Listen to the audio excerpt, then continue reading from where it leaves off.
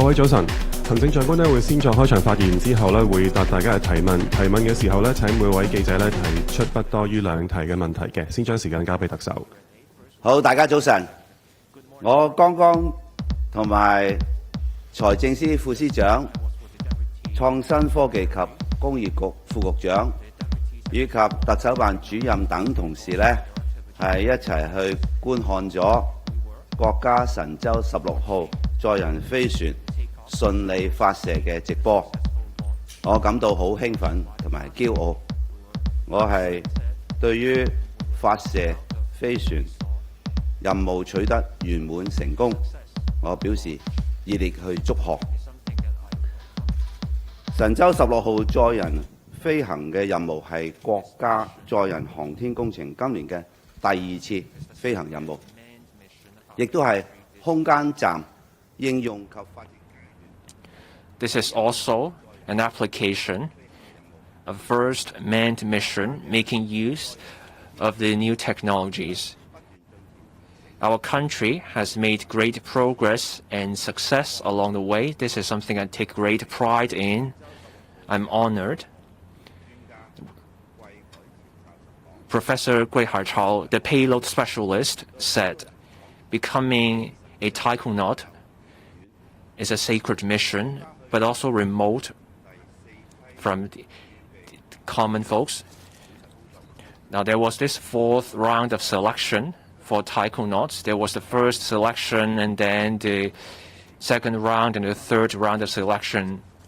The target is to pick 12 to 14 taikonauts. And for the first round, there will be a payload specialist to be picked from Hong Kong. We have the support and the care from our country.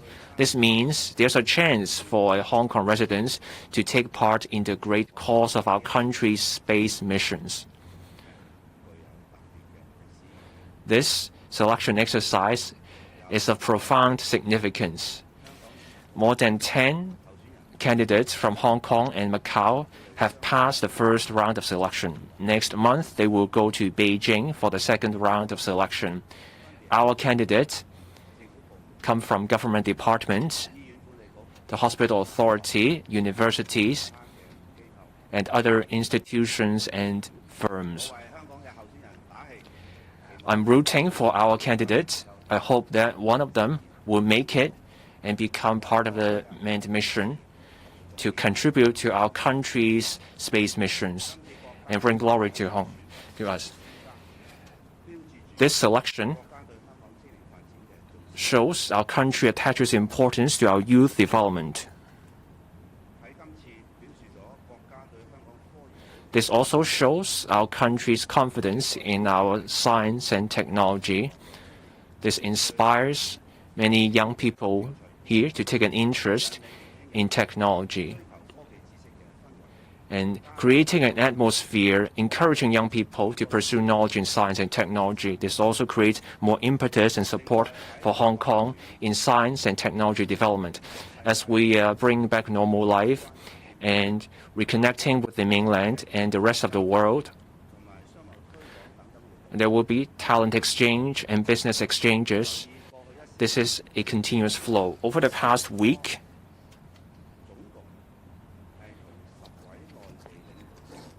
I met with 10 mainland leaders or key persons from overseas. I met with mainland officials on 7 occasions. I also attended events with them. I met with the Guangdong provincial mayor, the provincial mayor of Hunan, the provincial governor of Shandong, the mayor of Shenzhen. I met with these leaders and also the Secretary General of the Boao Asian Forum. I also met with 3 key political personnel in Hong Kong. First, the President of the Democratic Republic of Congo. I had lunch with him. I had an exchange. This is the first state leader that this term government received. I also met with the Senate leader of the Philippines and also a consul general of a foreign country in Hong Kong. I met with these overseas representatives. They expressed confidence in Hong Kong And we reached this consensus about collaboration on different aspects.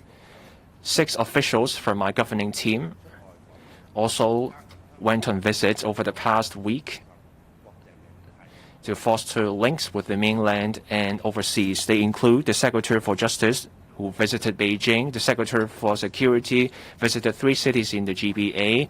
Also, the Secretary for Environment and Ecology went to Xiamen, where he attended a Belt and Road Forum on energy. Secretary for Innovation, Technology and Industry, who visited Singapore. Secretary for Commerce and Economic Development attended an event in Detroit.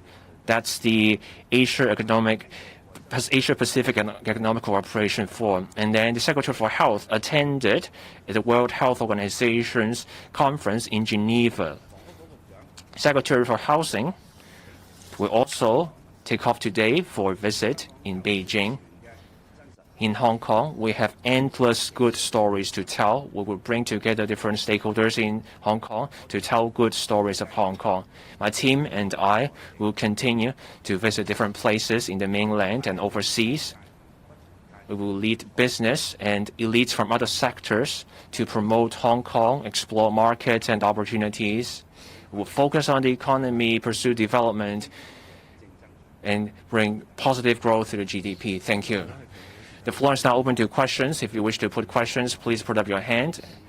Once it's your turn, please identify your media outlet. And please limit yourself to 2 questions. On the right, at the back, the journalist over there. I'm from cable TV. There are news reports that there will be 56 people on the Chief Executive's Policy Unit. Dr. Zheng Yongnan will be part of the team. Can you give us more details? What kind of work will be done? Will there be more mainland talent joining the team? On Sunday, it will be the 34th anniversary of the June 4th incident. Mr. Ronnie Tong said that at the personal level, commemorating the event is okay, but what's your take on this? Will someone be dispersed if they go to the Victoria Park and light a candle? The Chief Executive's Policy Unit will help me with policy formulation, so I will invite experts from different areas to take part in the work. I'm grateful to people with experience and great knowledge in various areas or insights to take up my invitation and become part of the Policy Unit. Very soon, we will announce the list of the members.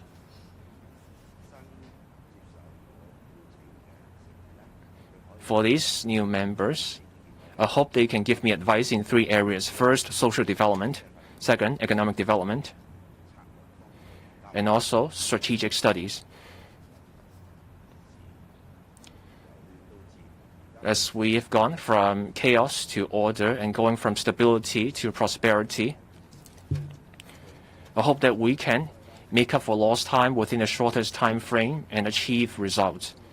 So I'm looking for policies that can cover the short-term, medium-term, and long-term. I want to create positive results for Hong Kong. So on these 3 areas, I hope that the experts can tap their expertise in those areas, do studies, and provide advice for my policies. For experts from different places, I look forward to hearing from them and get their views. So we will have experts from different places.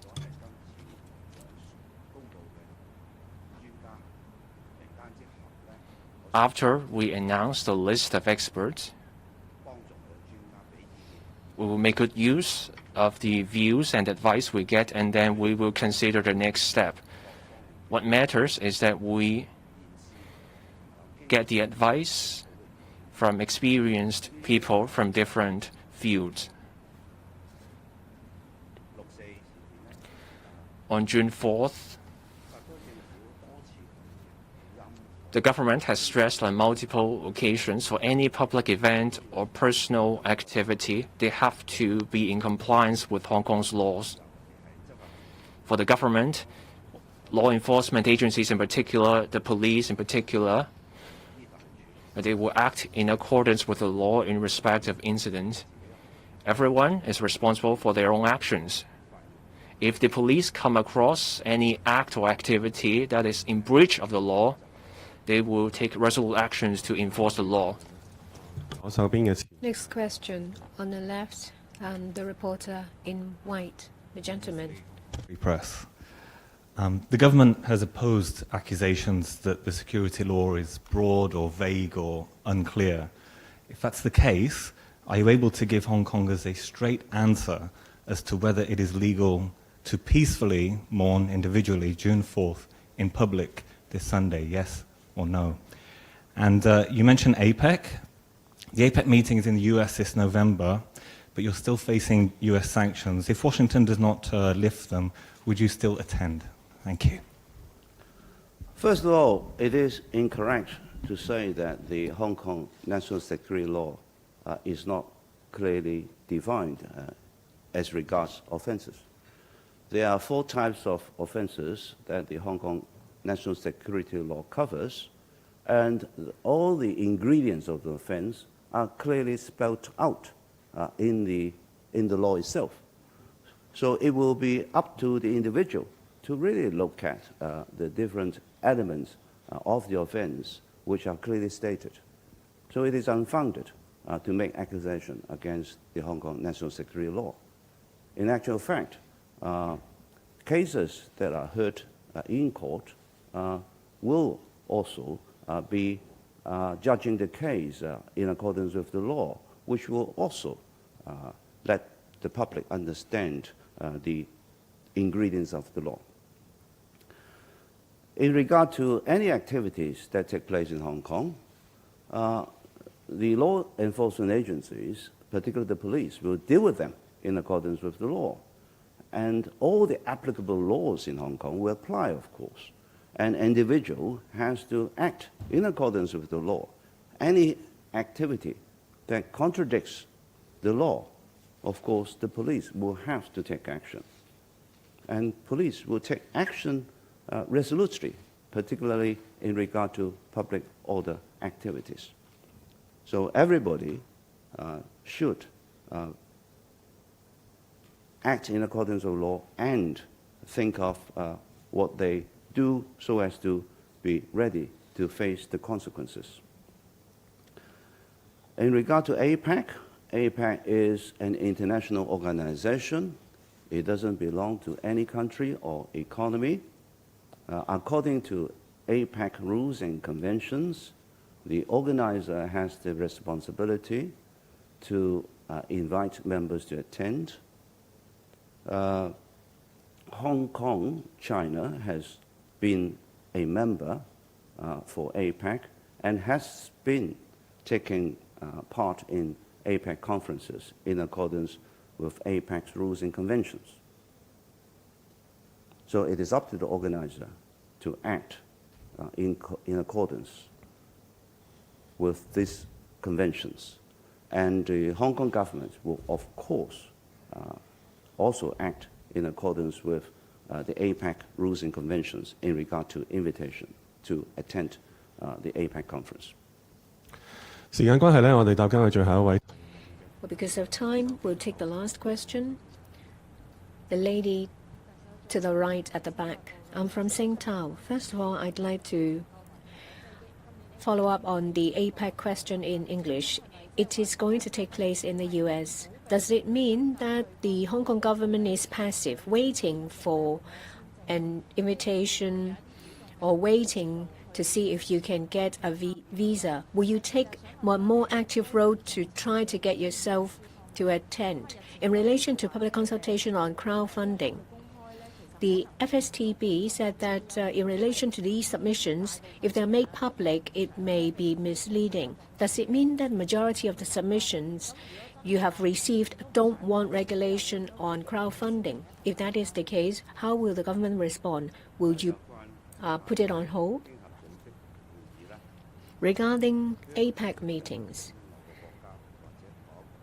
APEC doesn't belong to any economies or any country. APEC has their own conventions and regulations. Organizers will have to act and invite members to attend in accordance with these conventions and rules. Hong Kong has been participating under the capacity of China-Hong Kong in these meetings. China-Hong Kong is a member of APEC. The organizer has the duty to send out invitations, and the Hong Kong SAR will act in accordance with APEC rules and conventions in the attendance of these meetings. Regarding crowdfunding, the FSTB Financial Services and the Treasury Bureau has been collating the submissions received, and they will analyze these submissions before they map out the way forward.